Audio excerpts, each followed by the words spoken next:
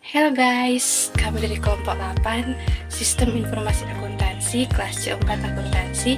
Kali ini kami akan menjelaskan materi tentang e-commerce.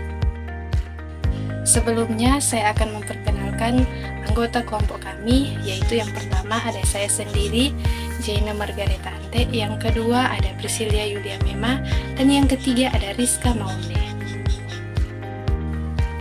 Pengertian e-commerce. E-commerce atau perniagaan elektronik merupakan sebuah bentuk transaksi perdagangan barang ataupun jasa yang menggunakan media perantara internet.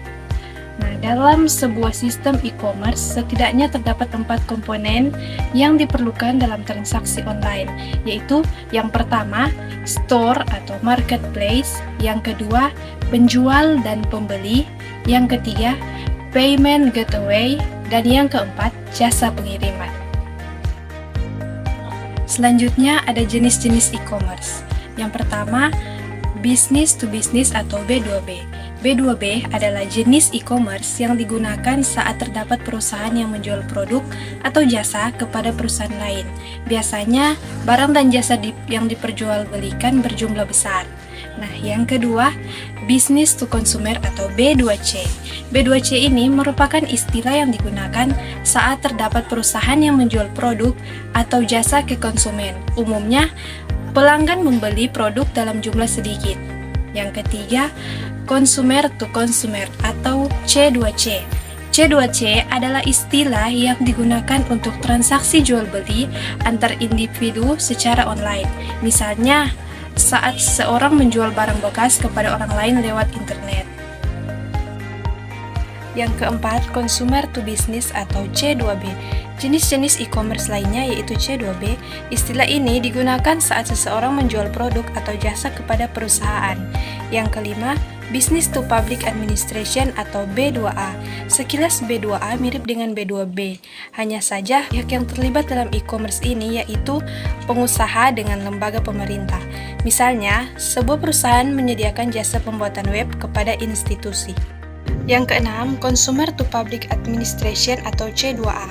Jenis e-commerce ini menyerupai C2B, hanya saja transaksinya dilakukan oleh individu dengan institusi pemerintah. Model e-commerce ini sebenarnya jarang dijumpai di Indonesia. Kita masuk pada manfaat-manfaat e-commerce. Ada jangkauan luas dan tidak terbatas waktu, biaya relatif murah, dan penjual tidak selalu menyediakan stok produk, dan mempermudah pengelolaan transaksi dan pengiriman, dan bisa membantu penjual untuk mengenali pelanggannya dan dapat membantu bekerja dari mana. Kemudian contoh e-commerce yang pertama, business to business atau B2B.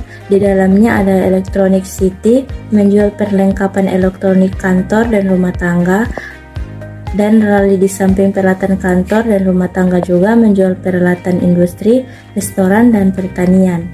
Dan Membis sama seperti Rally tetapi juga menyediakan jasa seperti housekeeping dan perbaikan dinding. Yang kedua, business to consumer atau B2C. Dalamnya adalah Lazada menyediakan fashion aksesoris, kosmetik, dan elektronik pribadi. Dan Blibli seperti Lazada namun juga menjual perabotan perlengkapan anak, peralatan olahraga. Dan Shopee sama seperti Blibli. Yang ketiga, consumer to consumer atau C2C. Dalamnya termasuk OLX menjual berbagai produk mulai dari keperluan pribadi hingga kendaraan dan peralatan rumah tangga. Dan Tokopedia seperti Shopee, tetapi pembeli juga dapat menemukan barang bekas di sini. Dan Kaskus merupakan forum terbuka namun tidak jarang digunakan pengguna untuk memasarkan barang bekas. Dan yang keempat, consumer to business atau C2B. Di dalamnya ada freelancer website di mana pekerja freelance menawarkan keahlian pada bisnis yang membutuhkan. Dan Upwork juga merupakan situs freelancer atau stok situs bisnis yang membutuhkan foto, video, dan ilustrasi digital untuk memudahkan komersial. Dan yang kelima, business to public administration atau B2A. Di dalamnya ada Kuli menyediakan perangkat lunak untuk membantu kinerja perusahaan dan lembaga pemerintah, termasuk sistem administrasi kendaraan dan aplikasi analitik. Kemudian ada Akela membantu pemerintah melakukan administrasi publik dengan konsep software as a service. Kelebihan e-commerce pertama, meningkatkan transaksi antar wilayah. Salah satu kelebihan dari penggunaan e-commerce adalah bisa meningkatkan transaksi antar wilayah. Dengan kelebihan dan kekurangan bisnis model ini, proses jual beli yang dulu hanya bisa dilakukan untuk lingkungan dekat, kini dapat dilakukan secara lebih luas. Hal ini karena transaksi jual beli dilakukan secara online sehingga tidak memiliki batasan waktu dan jarak. Kedua, meningkatkan market expose. Transaksi jual beli melalui e-commerce ini bisa dilakukan dari mana saja tanpa adanya batasan wilayah. Secara tidak langsung, kelebihan dan kekurangan e-commerce menurut para ahli mampu meningkatkan exposure dari toko tersebut sehingga akan lebih dikenal oleh konsumen luas. Yang ketiga, tidak membutuhkan toko fisik. Berjualan di e-commerce tidak mengharuskan pemilik bisnis memiliki toko fisik. Hal tersebut karena semua transaksi dilakukan secara online, di mana penjual dan pembeli tidak perlu bertemu secara langsung. Anda hanya perlu mengupload foto produk dijual melalui platform e-commerce dan konsumen bisa melihat dan langsung membeli jika tertarik. Keempat, bisa melakukan dropshipper. Selain menguntungkan pemilik bisnis, ada juga keuntungan atau kelebihan e-commerce bagi konsumen.